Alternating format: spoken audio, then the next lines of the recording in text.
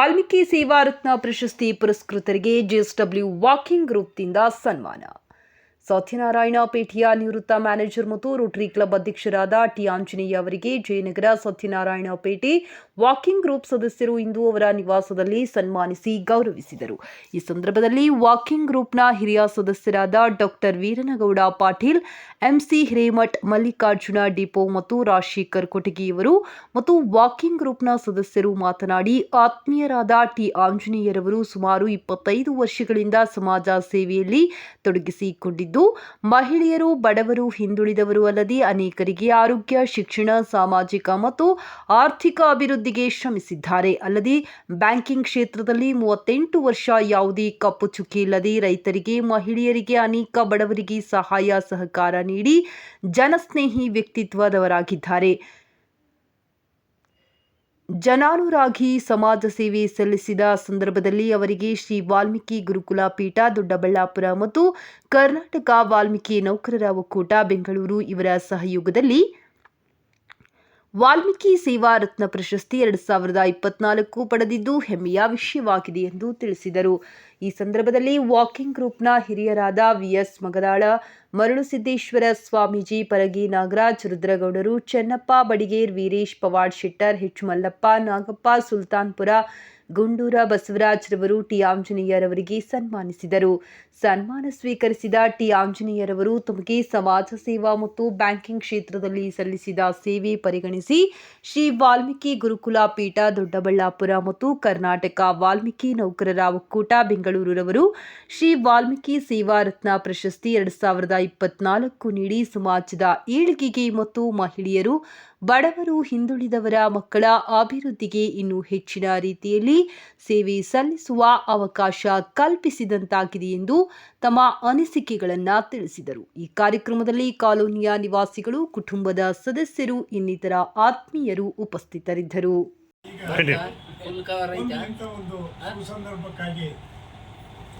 ಯಾವಾಗಲೂ ಕೂಡ ಪ್ರಶಸ್ತಿ ದೊರೆಯಬೇಕಾಗಿತ್ತು.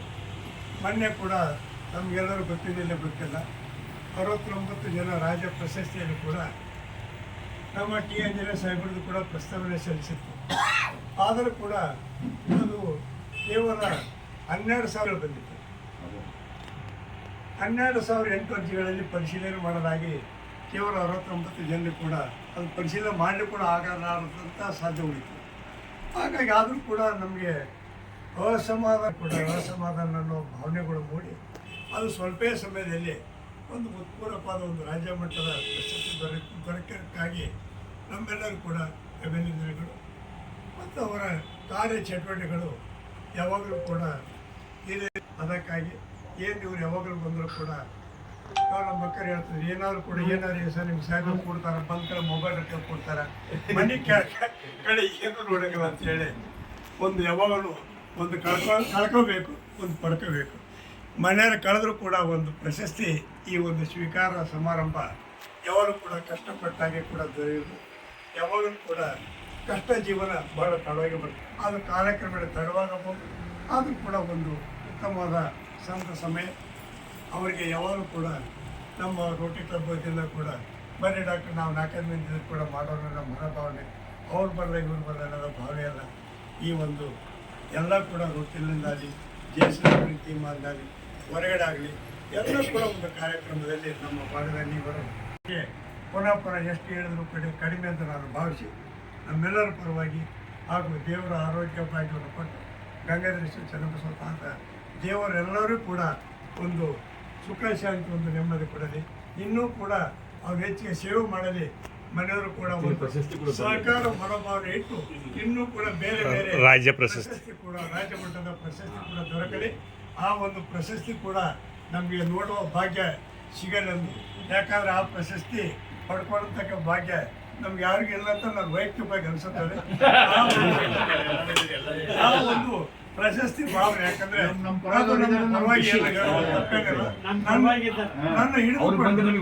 ನನ್ನ ಹಿಡಿದುಕೊಂಡು ಹೇಳಿದಾಗೆ ಈ ಒಂದು ಸಣ್ಣ ಒಂದು ಕಾರ್ಯಕ್ರಮಕ್ಕೆ ನಮ್ಮೆಲ್ಲರೂ ಕೂಡ ಹೃತ್ಪೂರ್ವಕವಾದ ಧನ್ಯವಾದ ಸಲ್ಲಿಸುತ್ತೇನೆ. ಜೈ ಹಿಂದ್, ಜೈ ಕರ್ನಾಟಕ. ಈಗ ಕಳೆದ ಒಂದು 15 ದಿವಸ ಆಯ್ತಾರೆ ನಾನು ಯಾರಿಗೂ ಭೇಟಿಯಾಗಿಲ್ಲ. ಈ ಗಂಗಾಧರೇಶ್ವರ ಸೇವೆಯಲ್ಲಿ ನಿರತರಾಗಿ ಮತ್ತು ವೈಯಕ್ತಿಕ ಕೆಲಸಗಳ ಹಿನ್ನೆಲೆಯಲ್ಲಿ ನಾವು ಯಾರಿಗೂ ಭೇಟಿಯಾಗಿಲ್ಲ. ಇವತ್ತು ನೋಡಿ ಎಲ್ಲರೂ ನೋಡಿ ಸಂತೋಷ ಆಯಿತು. ಏನೋ ಸಿಕ್ಕಂಗ ನಿಧಿ ಸಿಕ್ಕಂಗ ಸಂತೋಷ ಆಯಿತು. ಅದು ಸಂದರ್ಭ ಅಂದರೆ ಶ್ರೀಯುತ ಆಂಜನೇಯವರು ಸಮಾಜಮುಖಿ ಸೇವೆಗಳನ್ನು ಮಾಡ್ತಾ ಇರೋ ಹಿನ್ನೆಲೆಯಲ್ಲಿ ಅವರಿಗೆ ರಾಜ್ಯ ಸರ್ಕಾರ ರಾಜ್ಯ ಮಟ್ಟದ ಸಮಾಜದಿಂದ ವಾಲ್ಮೀಕಿ ಸೇವಾ ರತ್ನ ಅಂತ ಹೇಳಿ ಪ್ರಶಸ್ತಿ ಕೊಟ್ಟದ್ದು ಕೇಳಿ ನಮ್ಗೆ ಭಾಳ ಸಂತೋಷ ಆಯಿತು. ಮತ್ತು ಈ ಸಂದರ್ಭದಲ್ಲಿ ನಾವು ಒಂದು ಟೀಮ್ನಲ್ಲಿ ವಾಕಿಂಗ್ ಟೀಮ್ನಲ್ಲಿ ಮಾಡ್ತಾ ಇರೋ ಕಾರ್ಯದ ಮುಂದುವರೆದ ಭಾಗವಾಗಿ ಇವತ್ತು ಇಂಥ ಯಾರೇ ಸನ್ಮಾನಿತರಾದ್ರೆ ಅವರಿಗೆ ನಾವು ಗೌರವ ಕೊಡಬೇಕು ಅನ್ನೋಂಥ ಒಂದು ನಿರ್ಣಯ ಅವರಿಗೆ ಅಥವಾ ಸಮಾಜ ಸೇವೆ ಮಾಡಿದವರಿಗೆ ಅಂಥವ್ರಿಗೆ ನಮ್ಮ ಕಾಲನಿಯಲ್ಲಿ ಇರ್ತಕ್ಕಂಥ ಯಾರೇ ಇದ್ರೂ ನಾವು ಸನ್ಮಾನ ಮಾಡತಕ್ಕಂಥ ಒಂದು ವ್ಯವಸ್ಥೆಯನ್ನು ಇಟ್ಕೊಂಡಿದ್ದೀವಿ. ಆ ಹಿನ್ನೆಲೆಯಲ್ಲಿ ಇವತ್ತು ವಿಶೇಷ ನಮ್ಮಷ್ಟಕ್ಕೆ ನಾವೇ ಸನ್ಮಾನ ಮಾಡ್ಕೊಂಡಿರೋಣ ಅಂತ ಅಷ್ಟು ಸಂತೋಷ ನಮಗಾಗಿದೆ. ಹೀಗಾಗಿ ಈ ಸನ್ಮಾನವನ್ನು ಶ್ರೀಯುತ ಆಂಜನೇಯರು ಸ್ವೀಕರಿಸಬೇಕು ಮತ್ತು ಇನ್ನೂ ಹೆಚ್ಚಿನ ಸಮಾಜಮುಖಿ ಕೆಲಸಗಳನ್ನು ಅವ್ರು ಮಾಡಬೇಕು ಅನ್ನೋಂಥ ಆಶೆಯನ್ನು ಇಟ್ಕೊಂಡು ಈ ಎರಡು ಮಾತು ಮುಗಿಸ್ತೀನಿ. ಜಯನಗರ ಮತ್ತು ಸತ್ಯನಪೇಟೆ ವಾಕಿಂಗ್ ಗ್ರೂಪಿನ ಎಲ್ಲ ನಮ್ಮ ಉನ್ನತವಾಗಿರತಕ್ಕಂಥ ಎಲ್ಲ ಸದಸ್ಯರಿಗೆ, ಅದರಲ್ಲಿ ನಮ್ಮ ಆಂಜನೇಯ ಅವರು ನಮ್ಮ ಒಂದು ಈ ಗ್ರೂಪಿನಲ್ಲಿ ಒಂದು ಪ್ರಶಸ್ತಿ ತೊಗೊಂಡು ಬಂದಾರಂದ್ರೆ ಅದು ನಾವು ಹೆಮ್ಮೆ ಪಡ್ತಕ್ಕಂಥ ವಿಷಯ. ಈಗ ನಮ್ಮ ಮಲ್ಲಿಕಾರ್ಜುನವರು ಒಂದು ಮಾತು ಹೇಳಿದ್ರು, ರಾಜ್ಯ ಪ್ರಶಸ್ತಿ ಅಂತ ಅವ್ರ ಬಾಯ ಬಂದ್ಬಿಡ್ತಾರೆ.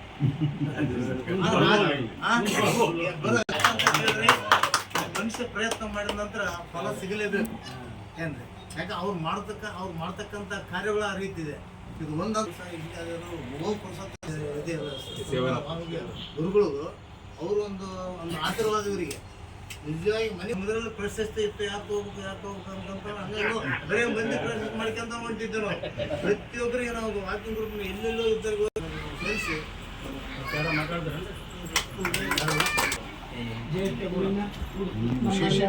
ಆತ್ಮೀಯ ಹಿರಿಯರೇ ಹಾಗೂ ಕಿರಿಯರೇ, ಇವತ್ತಿನ ಸೆಂಟರ್ ಆಫ್ ಅಟ್ರಾಕ್ಷನ್ ಆದ ಶ್ರೀ ಭಕ್ತಿ ಆಂಜನೇಯವರು ಅವರಿಗೆ ಪ್ರಶಸ್ತಿ ಸಿಕ್ಕಿರೋದು ನಮ್ಮೆಲ್ಲರಿಗೂ ಸಿಕ್ಕಷ್ಟೇ ಸಂತೋಷ ಆಗಿದೆ.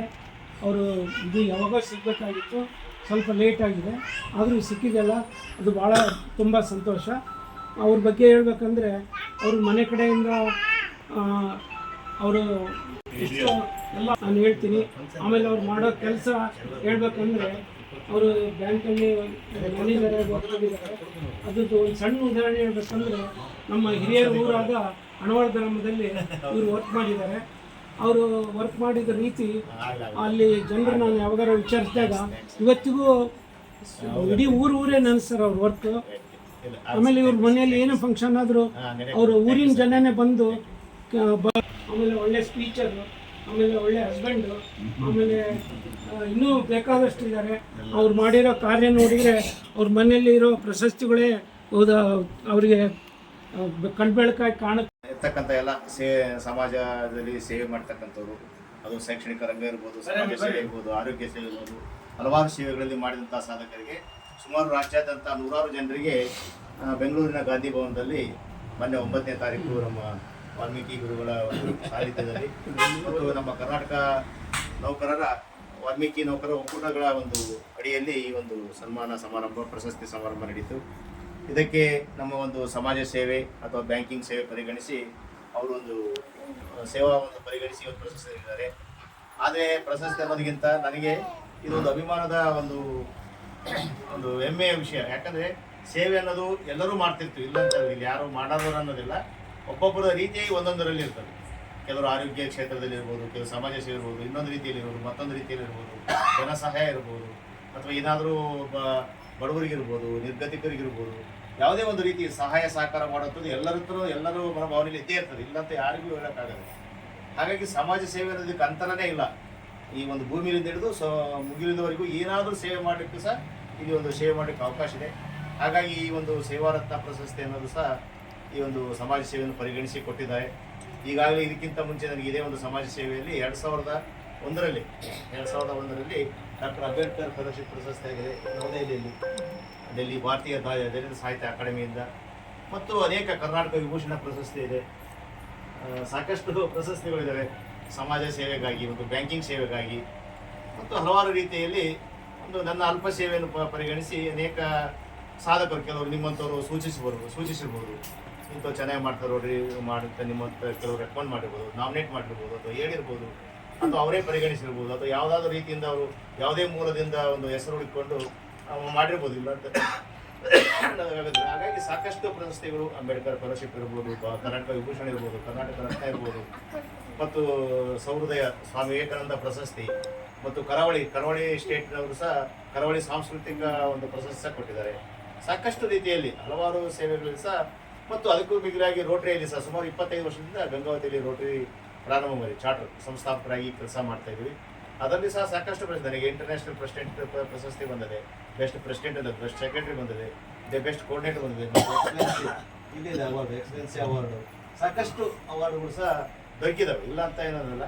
ಆದರೆ ಅದು ನಮಗೆ ತೃಪ್ತಿ ಸಹ ಆಗ್ತದೆ. ಯಾಕಂದರೆ ನಾವು ಮಾಡೋಂಥ ಕೆಲಸ ನಮ್ಮ ಆತ್ಮಕ್ಕೆ ತೃಪ್ತಿ ಬೇರೆದವರು ಅದನ್ನು ಅಪ್ರಿಷಿಯೇಟ್ ಮಾಡ್ತಾರೋ ಬಿಡ್ತಾರೋ ಎರಡನೇ ವಿಷಯ. ಅದನ್ನು ಯಾವ ರೀತಿ ಸ್ವೀಕಾರ ಮಾಡ್ತಾರೋ ಅನ್ನೋದು ರೀತಿ ಇರ್ತದೆ. ಏನಪ್ಪ ಅದನ್ನ ಏನು ಕೆಲಸ ಇಲ್ಲ ಪಕ್ಷ ಮಾಡ್ತಕ್ಕಂಥ ಅನ್ನೋದೇ ಇರ್ಬೋದು. ಇಲ್ಲಪ್ಪ ಸಿದ್ಧದ್ರಲ್ಲೇ ಸಾಕಷ್ಟು ಸೇವೆಗಳು ಸುಮಾರು ನಾನು ಪ್ರೆಸಿಡೆಂಟ್ಶಿಪ್ 2006 ಇದ್ದಾಗ ಸುಮಾರು 18 ವರ್ಷದಿಂದನೇ ಇದು ಸೀಳು ತುಟಿ ಅನ್ನೋದು ಸಹ ಬಹಳ ಒಂದು ವಿಚಿತ್ರವಾದಂಥ ಕಾಯಿಲೆ. ಈ ಒಂದು ತುಟಿ ಆಕಾರನೇ ಬದಲಾಗಿರ್ತದೆ. ಸುಮಾರು ಅಂಥ ಜನರಿಗೆ ಒಂದು 25 ಜನರಿಗೆ ಸಹ ನಾವು ಸೀಳು ತುಟಿ ಪ್ರಶಸ್ತಿ ಇದು ಶಸ್ತ್ರಚಿಕಿತ್ಸೆ ಮಾಡಿದ್ವಿ ಫ್ರೀಯಾಗಿ.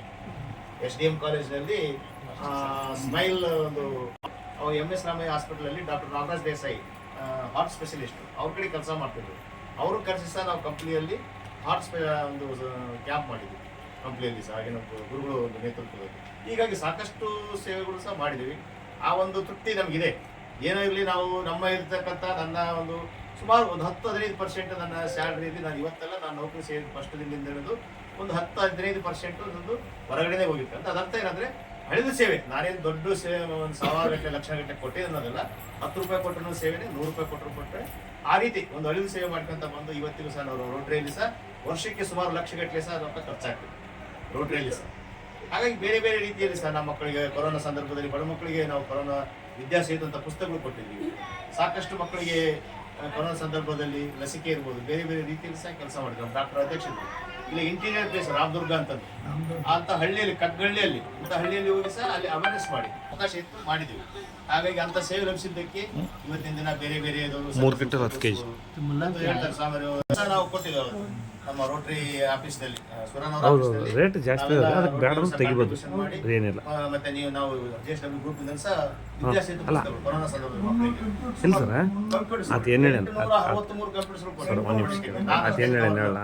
ಬಡ ಮಕ್ಕಳಿಗೆ ಅನುಕೂಲ ಆಗೋ ಉದ್ದೇಶದಿಂದ ಸುಮಾರು 550 ಇದು ಅರ್ಥ ಏನಂದ್ರೆ ಸ್ವಲ್ಪ ಸೇವೆ ಮಾಡಲಿಕ್ಕಿದೆ. ನಾನು ಒಬ್ಬನ ಕೊಟ್ಟದಂತಲ್ಲ, ನಮ್ಮಲ್ಲಿ ಸಹ ಡಾಕ್ಟರ್ಸ್ ಕೊಟ್ಟಿದ್ದಾರೆ.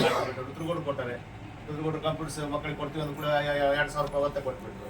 ಇದು ಒಬ್ಬೊಬ್ಬರು ಒಂದು ತಲುಪು ಮಟ್ಟಿಗೆ ಎಲ್ಲರೂ ಸೇವೆ ಮಾಡ್ಕೊಂತ ಕಂಪ್ಯೂಟರ್ಸ್ಗಳು ಮಕ್ಕಳಿಗೆ ಕೊಟ್ಟಿದ್ದೀವಿ, ವಿದ್ಯಾಸೇತು ಪುಸ್ತಕ ಕೊಟ್ಟಿದ್ದೀವಿ ಮತ್ತು ವಿಧವೆಯರಿಗೆ ಹಸುಗಳು ಕೊಟ್ಟಿದ್ದೀವಿ ಎಮ್ಮೆ ಮಾಡಲಿಕ್ಕೆ ನಮ್ಮ ರೋಟರಿಂದ.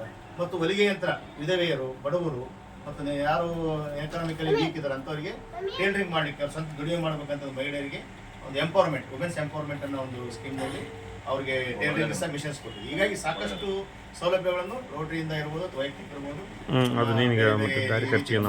ತಮ್ಮ ಎಲ್ಲರ ಮುಖಾಂತರ ಸಹ ಮಾಡಿದ್ವಿ. ಏನಂದ್ರೆ ಸ್ವಲ್ಪ ಮುಂದುವರೆದಿವಿ ಅಷ್ಟೇ ಹೊರತು ಇದರಲ್ಲಿ ನಾವು ಮಾಡಿದ್ರೆ ಹೆಚ್ಚಿನ ಅಮೌಂಟ್ ದಾರಿ ಖರ್ಚು 4 ಮಂದಿಯಲ್ಲಿ ಒಂದು ಹೆಜ್ಜೆ ಮುಂದೆ ಎಲ್ಲರೂ ಲೈಕ್ ಮಾಡಿದ್ದೀವಿ. ಇಬ್ರು ಗಂಡ್ಮಕ್ಳು ಇದಾರೆ, ಇನ್ನೊಂದು ಇಬ್ರು ಹೆಣ್ಮಕ್ಳು ಹೇಳ್ಬಿಡ್ತೀನಿ. ಹಾಗಾಗಿ ತಾವೆಲ್ಲ ಮಾಡೋದಕ್ಕೆ ಮತ್ತೊಮ್ಮೆ ತಮಗೆಲ್ಲ ಕೃತಜ್ಞತೆ ಸಲ್ಲಿಸ್ತಾ ಇದೀವಿ. ಎಷ್ಟು ನಿಮಗೆ ವಂದನೆ ಹೇಳಿದ್ರು ಕಡಿಮೆನೆ. ನಿಮ್ಮ ಸಾಧನೆಗೆ ನಾವು ಖುಷಿ ಪಡ್ತೀವಿ. ಸಾಹೇಬ್ರಾಗ ಸಾಕಷ್ಟು ಕೆಲಸ